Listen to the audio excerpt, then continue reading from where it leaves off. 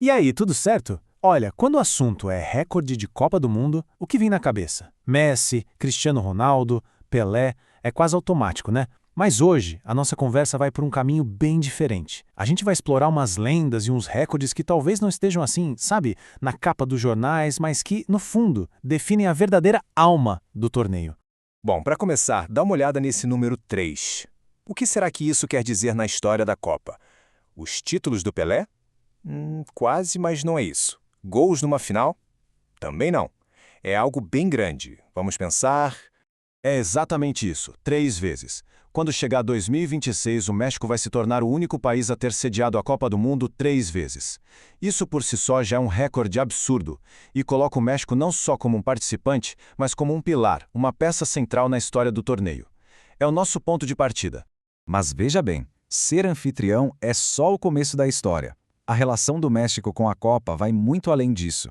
É sobre consistência, é sobre, basicamente, estar sempre lá. 18 participações. Pensa nesse número.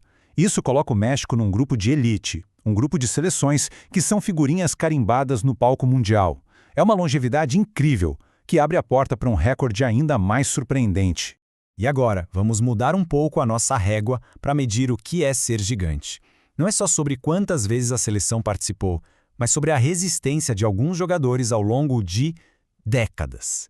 É o chamado Clube dos 5. E, gente, para pensar no que isso significa. O cara tem que começar a carreira jovem o suficiente para jogar uma Copa e se manter num nível altíssimo por quase 20 anos para conseguir jogar a quinta. É o topo da dedicação, da longevidade no esporte. E aqui é que a coisa fica impressionante. Dá uma olhada na composição desse clube. Claro, tem Messi, Cristiano Ronaldo, o alemão Lothar Matthäus, mas 3 jogadores do México, 3! Antônio Carvajal, Rafael Márquez e Andrés Guardado. Metade dos membros desse clube super exclusivo é do México. A representatividade é absurda. E tem um detalhe aqui que é fundamental. Uma coisa é ser convocado, outra, bem diferente, é realmente jogar.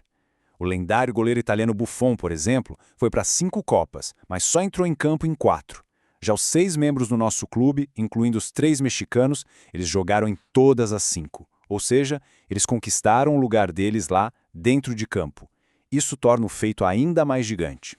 Então, ok, eles estiveram lá. A longevidade é indiscutível. Mas e o tempo de jogo? Será que essas participações todas se traduziram em muitos minutos em campo? Bom, aí a história começa a ganhar outros contornos. É aqui que a gente muda o foco. Deixamos de lado a longevidade, ou seja, o número de torneios, e passamos a olhar para a participação ativa, o número total de jogos. 19. Esse é o número de jogos de Copa do Mundo que o Rafael Márquez, o recordista mexicano, disputou. É um número e tanto, que representa 2 décadas de futebol no mais alto nível.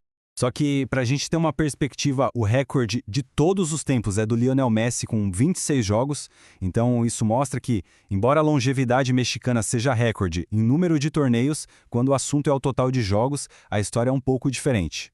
Só que o Márquez tem um outro recorde que, honestamente, talvez seja até mais incrível. Ele foi o capitão do México em 5 Copas do Mundo seguidas. 5! Isso não é só sobre jogar, é sobre liderar. É sobre ser a cara e a voz de uma nação por 20 anos. É impressionante.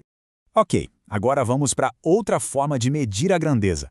Uma que mexe muito com a torcida. Fazer gols e criar aqueles momentos que ficam para sempre na memória do futebol. E momentos como esse ilustram perfeitamente a paixão do México na Copa. O gol de bicicleta do Manuel Negrete, em 86, não foi só um gol. Foi poesia. Foi uma obra de arte. Um momento de pura genialidade que está na memória de todo mundo que ama futebol. Mas, quando a gente olha para os números, para os artilheiros, vemos nomes icônicos, claro. Luiz Hernandes, o Chicharito, ambos com 4 gols. São números super respeitáveis, mas talvez não tão altos quanto se poderia imaginar para uma seleção com tanta história. E isso nos leva a um paradoxo.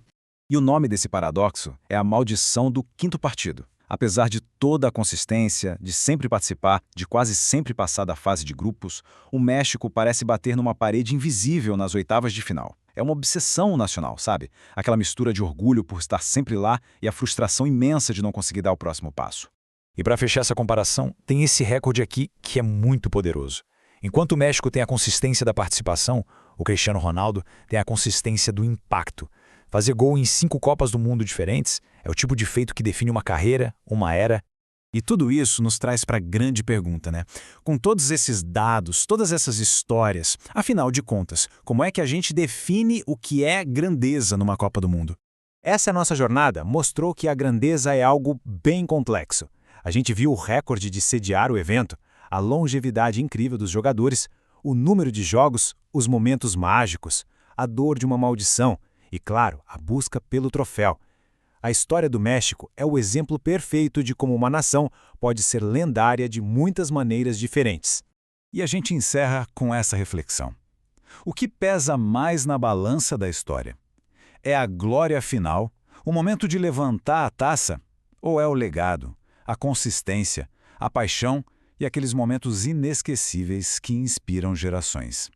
A resposta talvez esteja na maneira como cada um de nós vive o futebol.